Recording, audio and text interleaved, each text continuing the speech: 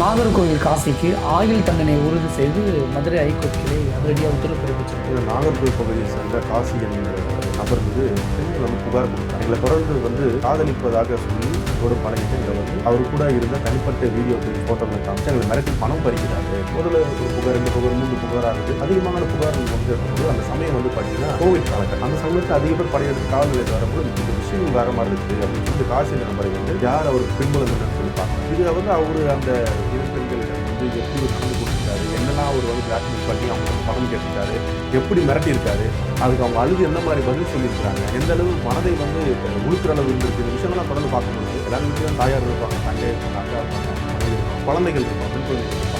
ஆயுள் தண்டனை அப்படிங்கிறது சரியான தண்டனை தானா அல்லது இன்னும் உச்சபட்ச தண்டனை? மக்களோட எதிர்பார்ப்பு அப்படின்னு பார்த்தீங்கன்னா இந்த மாதிரி குற்றங்களை செய்த நபர்களை மரண தண்டனை கொடுக்கணும். காதல் அன்புன்றது எல்லாருக்கும் வருது. நம்ம இதெல்லாம் வரக்கூடாது அப்படின்னு சொல்ல முடியாது. அன்புன்றது எல்லாருக்கிட்டையும் இருக்கிற ஒரு விஷயம் தான். குழந்தைகள் இருந்து வீட்டில் தகப்பனார் தாயார் இல்லை அண்ணன் தம்பியில் இருப்பாங்க. அவங்ககிட்ட அதிகமான விஷயங்கள் ஷேர் பண்ணுறது ஃப்ரெண்டுகிட்ட சொல்ல முடியும். ஃபர்ஸ்ட் ஆரம்பங்களில் நட்பாக உருவாகிற விஷயத்தை அது காதலாக மாறும். காதலாக மாறும் பொழுது இவங்க சேர்ந்து கடைசி வரைக்கும் வாழணும்னு நினைப்பாங்க. இந்த கடைசி கூட வாழணும் நினைக்கும் போது எல்லாருமே ஒரே மாதிரி இருப்பாங்க. நான் வணக்கம். இன்றைய நமது சிறப்பு விருந்தினர் வழக்கறிஞர் மற்றும் தமிழ்நாடு கரப்பாம்பூச்சி ஜனதா கட்சியின் தலைவர் பிரம்மா பாலசுப்ரமணியன் அவர்கள். வணக்கம் சார். வணக்கம். நாகர்கோவில் காசிக்கு ஆயுள் தண்டனை உறுதி செய்து மதுரை ஹைகோர்ட் கிளை அதிரடியாக உத்தரவு பிறப்பிச்சிருக்கு. நாகர்கோவில் காசி வழக்கில் ஆரம்பத்திலேருந்து இப்போ வரைக்கும் என்னென்னலாம் நடந்துச்சு, இந்த ஆயுள் தண்டனை எப்படி அவருக்கு விதிக்கப்பட்டுச்சு, அதை பற்றி இந்த கேஸ் ஹிஸ்டரியை பற்றி சொல்லுங்கள். இது நாகர்கோவில் பகுதியை சேர்ந்த காசி என்ற நபர் மீது பெண்கள் புகார் கொடுக்குறாங்க. எங்களை தொடர்ந்து காதலிப்பதாக சொல்லி எங்களோட பழகிட்டு எங்களை அவர் கூட இருந்த தனிப்பட்ட வீடியோக்களையும் ஃபோட்டோக்களையும் காமிச்சு எங்களை மிரட்டி பணம் பறிக்கிறாரு அப்படின்னு சொல்லி புகார் கொடுக்குறாங்க. அந்த புகார் கொடுத்தோன்னு ஃபஸ்ட்டு எடுத்தோன்னே காவல்துறை ஜெனரலில் விசாரிக்கிறாங்க. இது ஒரு காதல் விவாகரத்தை சேர்ந்தது, அதனால் அதிகமான விஷயங்களை கேட்கக்கூடாது. முதல்ல ஒரு புகார், 2 புகார், 3 புகார் ஆகுது. அதிகமான புகார்கள் இருக்கும்பொழுது அந்த சமயம் பார்த்திங்கன்னா கோவிட் காலகட்டம். அந்த சமயத்தில் அதிக பேர் படையெடுத்து காவல் நிலையத்தில் வரும்போது இந்த விஷயங்கள் வேறு மாதிரி இருக்குது அப்படின்னு சொல்லி இந்த காசி என்ற நபரை யார் அவர் பின்புலம் என்னன்னு சொல்லி பார்க்குறாங்க. பார்க்கும்பொழுது ஒரு லக்ஸரி லைஃப் வாழ்கிறார். இவருக்கு எப்படி லக்ஸரி லைஃப், இவருடைய பெற்றோர்கள் என்ன பண்ணுறாங்க, இவங்களுடைய வாழ்க்கை முறை என்னன்னு சொல்லி பார்க்கும்பொழுது அவருக்கு இப்போ வாழ்ந்துக்கிட்டு இருக்க அந்த வாழ்க்கையுடைய பின்னோக்கி பார்க்கும்பொழுது அந்தளவுக்கு வசதி கிடையாது. அப்போ இவ்வளோ வசதி எப்படி அவருக்கு வந்துச்சு அப்படின்னு சொல்லி நாகர்கோவில் மாவட்டத்தை சேர்ந்த காவலர்கள் விசாரிக்கும் பொழுது இந்த வழக்கை சிபிசிஐடிக்கு மாற்றணும். நிறைய பெண்கள் ஈடுபட்டிருக்காங்க. தொடர்ந்து நிறைய படங்கள், புகைப்படங்கள் இருக்குது, வீடியோக்கள் இருக்கணும். சிபிசிஐடி விதம் இந்த வழக்கு மாற்றப்படுகிறது.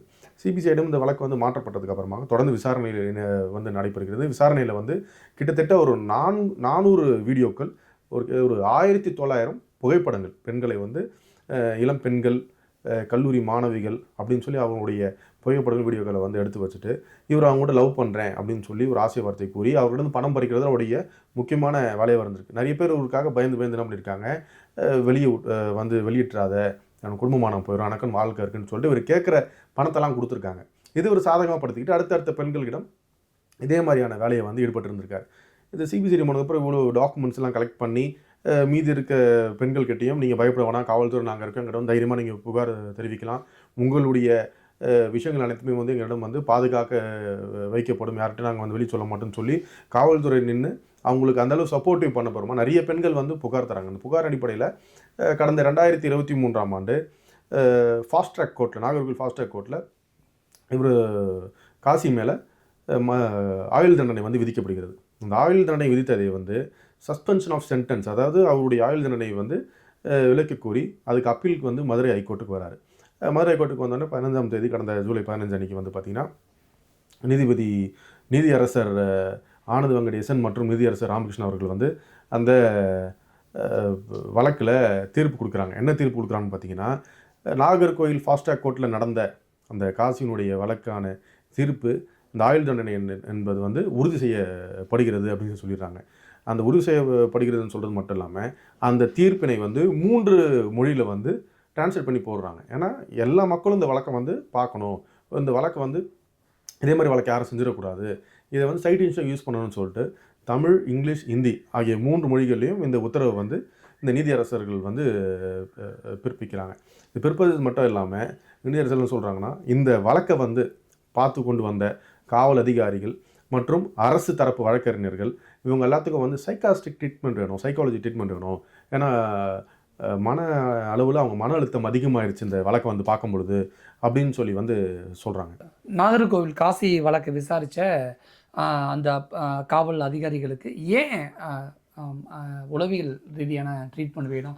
அந்தளவுக்கு பாதிக்கப்பட்டிருக்காங்கன்னா அப்போ அந்த வீடியோவில் அப்படி அந்தளவுக்கு என்ன இருந்துச்சுன்னு ஒரு கேள்வி இருக்குல்ல? இல்லை, இப்போ நார்மலாக ஒரு திரைப்படம் எடுத்துக்கிட்டால் அந்த திரைப்படத்தில் வர அந்த வன்முறை காட்சிகள், அதே மாதிரி இந்த பாலியல் ரீதியான காட்சிகள் பார்க்கும் பொழுது எல்லாருக்குமே வந்து அதை பார்க்க வந்து பிடிக்காது. இந்தளவு கொடூரமாக இருக்குது, இந்தளவு கொடூரமான விஷயங்களை வந்து பண்ணியிருக்காங்களேன்னு சொல்லிட்டு அந்த படத்தை பார்க்கும்பொழுது அந்த விஷயங்களை அந்த படத்தை விட்டு திரையரங்களை விட்டு வெளியே வந்தாலும் அந்த விஷயம் மண்டையில் ஓடிக்கிட்டே இருக்கும், நார்மலாக யார் இருந்தாலும். அப்போது இந்த வழக்குக்காக தண்டனை பெற்று தரணும்ன்ற காரணத்துக்காக அவங்களுடைய வேலை தான். இந்த காவல் அதிகாரிகளும் சரி, இந்த அரசு அதிகாரிகள் தான். ஆனால் அவங்களுடைய தனிப்பட்ட வாழ்க்கை நெறிமுறைகளை மீறி இந்த வழக்கில் எப்படியா தண்டனை வாங்கி தரணுன்றதுக்காக இந்த வழக்கு சம்பந்தமான கோப்புகளையும் இந்த வீடியோ ஆதாரங்களையும் அடுத்தடுத்து தொடர்ந்து பார்க்க வேண்டிய ஒரு சூழ்நிலை ஏற்பட்டுச்சு. தொடர்ந்து இதே மாதிரி ஒரு கொடூரமான காட்சிகளை அவங்க பார்க்கும் பொழுது அவங்க வந்து மென்டலி டிஸ்டர்ப் ஆகி எந்த அளவுக்கு கொடூரமான காட்சிகள் இருந்திருக்குன்னு கேட்க, இது வந்து அவர் அந்த இளம் பெண்களிடம் வந்து எப்படி இவர் நடந்து கொண்டிருக்காரு, என்னெல்லாம் அவர் வந்து பிளாக்மெயில் பண்ணி அவங்ககிட்ட வந்து பணம் கேட்டிருக்காரு, எப்படி மிரட்டியிருக்காரு, அதுக்கு அவங்க அழுது எந்த மாதிரி பதில் சொல்லியிருக்கிறாங்க, எந்த அளவு மனதை வந்து உழுக்கிற அளவு இருந்திருக்கு, இந்த விஷயங்கள்லாம் தொடர்ந்து பார்க்கும் பொழுது எல்லார் வீட்லேயும் வந்து தாயார் இருப்பாங்க, தங்கை இருப்பாங்க, அக்கா இருப்பாங்க, மனைவி இருப்பாங்க, குழந்தைகள் இருப்பாங்க, பெண் குழந்தைகள் இருப்பாங்க. நம்ம வீட்டில் இந்த மாதிரி ஒரு விஷயம் ஆயிடுச்சு என்ன ஆகிறது ஒரு பதட்டம் யார் இருந்தாலும் ஏற்படும். அந்த பதட்டம் தான் அந்த அதிகாரிகளுக்கும் ஏற்பட்டிருக்கு. இந்த மாதிரி ஒரு நபர் எந்த ஒரு கொடூர குணம் படைத்த நபராக இருந்தால் இந்த மாதிரி விஷயங்கள் ஈடுபட்டிருப்பாரு. ஆனால் வெளி உலகத்துக்கு ஒன்றுமே தெரியாத நல்லவன் போல ஒரு வேஷம் போட்டு சுற்றிக்கிட்டு இத்தனை பெண்களுடைய வாழ்க்கையை சீரழிச்சிருக்கானே, இவனை எப்படியாவது தண்டனை வாங்கி கொடுக்கணுன்ற எண்ணத்தில் அவங்க தொடர்ந்து இந்த வழக்கை வந்து 2020 2026 இப்போ கிட்டத்தட்ட ஒரு 6 வருடங்களாக 2023 வரைக்கும் பார்த்தீங்கன்னா தண்டனை வாங்கி கொடுத்துட்டாங்க. தண்டனை வாங்கி கொடுத்தப்போ திருப்பி அவர் உயர்நீதிமன்றத்துக்கு அப்பீல் வரார். அப்பயும் அந்த வழக்கு கோப்புகள் வந்து திருப்பி அவங்க பார்க்கணும். ஏன்னா உயர்நீதிமன்றத்துலேயும் ஏதாவது ஒரு வகையில் ஒரு விடுதலை கிடச்சிச்சு அப்படின்னும் பொழுது இத்தனை பெண்களுடைய வாழ்க்கை வந்து அவங்க பணயம் வச்சு ஒரு புகாருக்கு வந்திருக்காங்க, ஸ்டேட்மெண்ட் கொடுத்துருக்காங்க, எப்படியாவது தண்டனை வாங்கி கொடுத்துன்னு வச்சுருக்காங்க. அதே மாதிரி இந்த அதிகாரிகளும் ஒரு 6 ஆண்டுகளாக 3 ஆண்டுகளாக போராடி ஒரு ஆயுள் தண்டனை வாங்கி கொடுக்குறாங்க. அதுக்கப்புறமா திருப்பி ஒரு அப்பீல் வரும், திருப்பி இன்னொரு 3 ஆண்டுகளும் தொடர்ந்து இந்த வழக்கை வந்து பின்பற்றிட்டு வராங்க. அப்போ ஏதாவது ஒரு வகையில் விடுதலை கிடச்சிட்டா நம்ம இந்த 6 ஆண்டுகளாக நம்ம கஷ்டப்பட்டு இந்த வழக்கை வந்து கோப்புகளில் சேர்த்து நடந்த விஷயங்கள் ஒன்று ஒன்றா நம்ம இன்ச் பை இன்ச்சாக வந்து கவனித்து நீதிமன்றத்தை தாக்கல் செய்திருக்குமே, ஒரு தவறு நடந்துடக்கூடாதுன்னு சொல்லிட்டு அவங்க தொடர்ந்து கண்காணித்து உளவியல் ரீதியாக அவங்க பாதிக்கப்பட்டிருக்காங்க. அவங்களுக்கும் வந்து சைக்காலஜி ட்ரீட்மெண்ட் வேணும் அப்படின்னு சொல்லி. இப்போ நம்ம பொள்ளாச்சி கேஸை பொறுத்த வரைக்கும் நம்ம ஒரு ஆடியோலாம் பார்த்தோம், சில வீடியோ பார்த்தோம். ஆனால் என்னை விட்டுருனா ப்ளீஸ்னா என்னை விட்டுருனா அப்படின்னு ஒரு பொண்ணு கெஞ்சி கதறதெல்லாம் நம்ம பார்த்தோம். அதை விட மோசமாக நாகர்கோவில் காசி கேஸில் அந்த வீடியோ ஆடியோலாம் அப்படி இருக்கா? இல்லை, உங்களுக்கு அதே கோவிட் டைம் தான். காசின்றது முதல்ல வந்துடுறாரு. பொள்ளாச்சி சம்பவம் நீங்கள் எடுத்துக்கிட்டீங்க வச்சுக்கல, அது 3-4 நபர்கள் மேலே ஒரு 4-5 நபர்கள் கூட்டாக சேர்ந்து செஞ்ச விஷயத்த ஒரு நபராக செஞ்சிருக்கிறார். அப்போ 4-5 நபர்கள் சேர்ந்து கூட்டாக செய்த விஷயத்த ஒரே ஒரு தனி நபர் செய்கிறாருன்னா அப்போ இந்த குற்றத்துடைய நிலைமை பாருங்கள், இந்த குற்றத்தோட வழியை பாருங்கள். அப்போ எந்த அளவுக்கு ஒரு மோசமான ஒரு நபராக இருந்திருப்பார் இந்த காசி.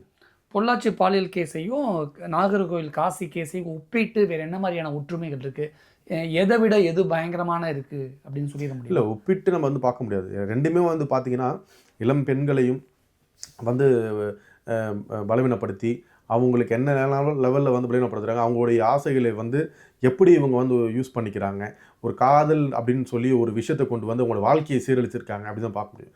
இவங்க 4-5 பேர் சேர்ந்து பல பெண்களை வந்து ஏமாற்றி அவர்களுடைய வலையில் விளைவித்து அவங்க ஆசை எனக்கு வந்திருக்காங்க. இதில் காசி என்ற பர்சனு இவங்க 4-5 பேர் சேர்ந்த விஷயத்த ஒரே ஆளாக வந்து இவ்வளோ விஷயத்த பண்ணியிருக்காரு. அப்போ அவருடைய எண்ணம் எந்த அளவு வக்கரமாக இருந்திருக்கும். அதுக்காக தான் இந்த உத்தரவையை வந்து 3 மொழியில் வந்து மாற்றுறாங்க. ஏன்னா இப்போ நம்ம ஜம்மு காஷ்மீர் கன்னியாகுமரி வரைக்கும் இருக்கிற அனைத்து நீதிமன்றங்களும் இந்த வழக்கை வந்து எல்லாருக்கிட்டையும் எளிமையாக சென்றடையணும். அப்போ இந்த மாதிரி குற்றம் தவறுகளை வந்து செஞ்சுட்டு வரவங்களுக்கு எந்த ஒரு வகையிலும் சட்டத்திலேருந்து விடுதலை அப்படின்ற ஒரு வார்த்தை வந்துடக்கூடாதுன்ற காரணத்துக்காக தான் நீதி அரசர்கள் நல்ல கவனித்து உட்கொண்டு ஏற்கனவே கொடுத்த இந்த நாகர்கோவில் ஃபாஸ்ட் ட்ராக் கோர்ட்டுடைய அந்த ஜட்ஜ்மெண்ட்டை இன்னும் கொஞ்சம் திருத்தி கண்டிப்பாக இந்த ஜட்ஜ்மெண்ட்டை வந்து உறுதி செஞ்சுருக்காங்க. நாகர்கோவில் காசிக்கு வந்து ஆயுள் தண்டனை அப்படிங்கிறது சரியான தண்டனை தானா அல்லது இன்னும் உச்சபட்ச தண்டனை? மக்களோட எதிர்பார்ப்பு அப்படின்னு பார்த்தீங்கன்னா இந்த மாதிரி குற்றங்களை செய்த நபர்களை வந்து மரண தண்டனை கொடுக்கணும், அவர்கள் வந்து உடனடியாக மரணம் இழிக்க வந்து நீதிமன்றம் வந்து உத்தரவு பிறப்பிக்கணும், எதற்கு வந்து அரசாங்கத்துடைய காசில் இவங்களை வந்து இவ்வளோ நாட்கள் வந்து வச்சிருக்கணுன்றதான் மக்களோட கோரிக்கை. ஆனால் நம்மளுடைய சட்டங்கள், அதாவது இந்த ஆசிய நாடுகள் மற்ற நாடுகள்லாம் பார்த்தீங்கன்னா இந்த மாதிரி குற்றம் செய்தால் இமீடியட்டாக மக்கள் மன்னிக்க வச்சுட்டு அவங்கள வந்து மரண தண்டனை வந்து உடனே நிறைவேற்றிடுவாங்க. ஆனால் நம்ம நாட்டை சுதந்திரம் பெற்றதுக்கு அப்புறமா 1990 காலகட்டத்துக்கு அப்புறமாக இந்த தூக்கிலிடு சட்டத்தை வந்து நிப்பாட்டியாச்சு. மரண தண்டனை பொழுது ஒருத்தர் அவருடைய ஆயுட்காலம் முடிகிற வரைக்கும் சிறைச்சாலையிலே இருந்து மரணிக்கணும் அப்படின்னு தான் அது தண்டனை வருது. ஸோ இந்த மாதிரி விஷயங்கள் மக்கள் என்ன நினைக்கிறாங்கன்னா, இந்த மாதிரி குற்றம் சாட்டப்பட்டவர்களை வந்து உடனடியாக மரண தண்டனை வந்து இயற்றியாச்சு அப்படின்னா வேற யாரும் அந்த மாதிரி குற்றத்தை வந்து ஈடுபட மாட்டாங்க, மற்ற பெண்கள் வந்து பத்திரமாக இருக்கலாம், குழந்தைகள் பத்திரமாக இருக்கலாம்ன்ற எண்ணம் தான் மக்களிடம் வந்து பேசுகிறேன். பொதுவாக இன்றைக்கி இருக்கக்கூடிய இந்த ஜென்சி காலகட்டத்தில் மேக்ஸிமம் பெண்கள் வந்து இன்ஸ்டாவில் தன்னுடைய ஃபோட்டோஸை ரிலீஸ் பண்ணி ரீல்ஸ் போட்டுக்கிட்டு இருக்காங்க. ஆனால் நீதிமன்றம் காசி வழக்கில் என்ன சொல்லுதுன்னா, தேவையில்லாமல் சமூக ஊடகங்களில் தனிப்பட்ட புகைப்படங்களை பதிவிடுறதை பெண்கள் தவிர்க்க வேண்டும் அப்படின்னு அறிவுரை வழங்கியிருக்காங்க. இது எப்படி பார்க்கணும் சார்? பெண் சுதந்திரம் அப்படின்னு சொல்லி வந்து பேசுகிறோம். ஆண்கள் வந்து அவருடைய உடல்களை வந்து கட்டுமஸ்தாக வச்சுக்கொண்டு நிறைய ஃபோட்டோஸ் அண்ட் வீடியோஸை போடுறாங்க. நாங்கள் ஜிம்முக்கு போகிறோம், நாங்கள் ஃபிசிக்கல் ஃபிட்டாக இருக்கும் அப்படின்னு காமிக்கிறாங்க. பெண் சுதந்திரம் சொல்லி பேசும்பொழுது அவங்கள மட்டும் ஏன் வந்து ஒரு தப்பான கண்ணோட்டத்தில் பார்க்கணும்? எங்களையும் பார்க்காது, எங்களையும் நாங்களும் வந்து சமம் தான் அப்படின்னு சொல்லி இந்த விஷயத்தில் சொல்ல போடுறாங்க. ஆனால் அந்த போடுற ஃபோட்டோஸ்களும் வந்து ஓரளவு குறிப்பிட்டு போடுங்க. அதிகமாக போட்டு மற்ற நபர்களை வந்து இந்த பாலியல் ரீதியாக அவங்கள வந்து யோசிக்க வைக்கிறனால இந்த மாதிரி தவறுகள் நடக்குது அப்படின்னு நம்ம சரி சொல்கிறோம். நம்ம தமிழகத்தில் வந்து பார்த்திங்கன்னா இன்றளவில் சென்னை, அதாவது ஒரு முக்கிய மெட்ரோ சிட்டிஸில் மட்டும் பார்த்திங்கன்னா நிறைய டிசைன் ஃபேஷனை வந்து ட்ரெஸ்ஸிங்ஸ் பண்ணிட்டு போகிறாங்க. தமிழ்நாடு விட்டு வெளியே போயாச்சு. பெங்களூர், டெல்லி, பாம்பே, இந்த ஹைதராபாத் கூடிய இன்னும் ஒரு மெட்ரோ சிட்டிஸில் ஹப்லாம் பார்த்திங்கன்னா பல மாநிலங்கள் பல மாவட்டங்கள்லேருந்து வரக்கூடிய பணி செய்யக்கூடிய மக்களுடைய வெஹிக்கிள் எல்லாமே வந்து பார்த்திங்கன்னா இந்த யூஎஸ் பேஸ் பண்ணி யூகே பேஸ் பண்ணி வருது. ஸோ அவங்க அந்த கல்ச்சருக்கு அடாப்ட் ஆகிட்டாங்க. ஸோ அந்த கல்ச்சர் அடாப்ட் ஆகிட்டாங்க. ஆனால் அந்த லைஃப் ஸ்டைல் வந்து இங்கே வாழ்ந்துக்கிட்டு வராங்க. ஆனால் அதுக்கேற்ற இப்போ நீங்கள் லைஃப் ஸ்டைல் வந்து மாறிட்டீங்க, அதே மாதிரி அந்த மற்ற மனிதர்கள் லைஃப் ஸ்டைல் மாறணும்ல. அவங்க ஏற்கனவே ஒன்று அந்த பேஸ் நாலேஜ்னா இருக்காங்க. ஒரு சுடிதார் போட்டோ இல்லை புடவை கட்டிட்டு வர தான் பார்ப்பாங்க. ஒரு வெஸ்டர்ன் கல்ச்சர் பார்க்கணும், வெஸ்டர்ன் ட்ரெஸ் பார்க்கணும் பொழுது அவங்களோட எண்ணங்கள் மாறி தவறு செய்ய தூண்டுற மாதிரியான செயல்கள் ஏற்படுது. அதனால தான் நீதிமன்றம் என்ன சொல்கிறாங்க பொழுது, நீங்கள் உங்களுக்கான விஷயங்களை நீங்கள் புகைப்படத்தை வச்சுக்கிங்களா, நீங்கள் வச்சுக்கிங்க, நீங்கள் அதெல்லாம் பார்த்துங்க. அது மற்றவர்கள் பார்க்கணும்னு நினைக்கிறனால தான் தவறுகளாக வந்து போகுது. அது இல்லாமல் இப்போ ஏஐ டெக்னாலஜி வந்தனால ஃபேஸ் மாஃபிங் ஈஸியாக எல்லாரும் பண்ணிடுறாங்க. அதனால் அதுக்கு ஒரு உடந்தையாக நீங்கள் இருக்காதீங்க அப்படின்னு அட்வைஸ் கொடுக்குறாங்க நீதிமன்றம். நாகர்கோவில் காசி கேஸை முன்னோட்டமாக வச்சுக்கிட்டு சக பெண்களுக்கு அல்லது இந்த சொசைட்டிக்கு ஒரு அட்வொகேட்டாக நீங்கள் சொல்ல நினைக்கக்கூடிய ஒரு அட்வைஸ்? இல்லை, ஒரு காதல் அன்புன்றது எல்லாருக்கும் வர்றது தான். நம்ம வந்து இதெல்லாம் வந்து வரக்கூடாது அப்படின்னு சொல்ல முடியாது. அன்புன்றது எல்லாருக்கிட்டையும் வந்து இருக்கிற ஒரு விஷயம் தான். குழந்தைகள்லேருந்தே வீட்டில் வந்து தகப்பனார், தாயார், இல்லை வந்து அண்ணன் தம்பியில் இருப்பாங்க. அவங்ககிட்ட அதிகமான விஷயங்களும் ஷேர் பண்ண முடியும், ஃப்ரெண்டுக்கிட்ட சொல்ல முடியும். ஃபஸ்ட்டு ஆரம்பத்தில் நட்பாக உருவாகிற விஷயத்தை வந்து அது காதலாக மாறும். காதலாக மாறும் பொழுது இவங்க சேர்ந்து கடைசி வரைக்கும் வாழணும்னு நினைப்பாங்க. இந்த கடைசி கூட வாழ நினைக்கும் போது எல்லாருமே ஒரே மாதிரி இருப்பாங்கன்னு நினச்சிடக்கூடாது. அவங்களுடைய பழக்கம் எப்படி இருக்குது, என்ன மாதிரி பேக்கில் வந்திருக்காங்க, அவங்களுடைய நோக்கம் என்னவா இருக்குது நம்மகிட்ட பழகும் போது, இந்த விஷயங்கள்லாம் அவங்க யோசிச்ச அப்புறமா ஒரு நபர்கிட்ட முழுமையாக அவங்கள பற்றி அழைச்சுன்னு சொல்லணும். அதுக்கு முன்னாடி ஆரம்ப காலத்தில் பேசின உடனே அவர் உடனே நம்பி நல்லபடியாக இருக்கார், நல்லா பேசுகிறார், நல்லா சிரிக்கிறாரு, நம்மளை கேரிங் பண்ணிக்கிறாரு, இதெல்லாம் நினச்சி உங்கள் எல்லா விஷயம் சொன்னதுக்கப்புறமா அதை அட்வான்டேஜாக எடுத்து பெண்களை வந்து சீரழிக்கிறதுக்கான விஷயங்களை போய் தான் முடியுது. நிறைய இப்போ எடுத்திங்கன்னா கம்ப்ளைண்ட் வர்றது வந்து பார்த்திங்கன்னா ஒரு 5-10% தான் வருது. மீது வந்து கம்ப்ளைண்ட் அதில் வரது கிடையாது. எதுக்கு நம்மளே போய் அசிங்கப்படுத்திக்கணும், வேண்டாம் போய் சொல்ல வேணாம். அது பேர் என்ன நினச்சிக்கிறாங்க, இப்போது பிரேக்கப்னு சொல்லிடுறாங்க. பிரேக்கப்னு டோட்டலாக வேறு. அவன் தப்பு பண்ணுறத வெளியே போய் சொன்னால் நம்மளுக்கு அசிங்கமாக இருக்கும், செவிடு, அவ்வளோதான், அடுத்த கட்டத்துக்கு போயிடுறாங்க. ஒரு சிலர் பிரேக்கப் சொல்லிட்டு முடிஞ்சு போயிடுறாங்க. ஆனால் ஒரு சிலர் இதே ஒரு காரணமாக காமிச்சா அவங்கள திருப்பி மிரட்டி அவங்க ஏற்கனவே அவங்க ரிலேஷன்ஷிப்பில் இருக்கும்போது யூஸ் பண்ண வச்சுருந்த அந்த ஃபோட்டோஸ் வீடியோஸ்லாம் வச்சுக்கிட்டு மிரட்டி பணம் பறிக்கிற அளவுக்கு யோசனை வந்ததுக்கப்புறமா தான் இது குற்றமாக ஏற்படுது. அதனால் பெண்கள் எப்போயுமே ஒரு சேஃபர் சைடாக இருந்துக்கிட்டு அவங்கள பற்றிய முழு விஷயத்தையும் ஒரு ஆப்போசிஷனாக இருக்கக்கூடிய ஜெண்டர்கிட்ட எடுத்த உடனே முதல் கட்டத்தில் சொல்லாமல் இருந்தால் சேஃபர் சைடாக போகணும். நிறைய விஷயங்கள் ஒரு சட்ட அவேர்னஸோட முன் வச்சுருக்கீங்க. எல்லாருக்கும் யூஸ்ஃபுல்லாக இருக்கு. நம்மளாம் நிறைய விஷயம் ஷேர் பண்ணிக்கிட்டீங்க. நன்றி.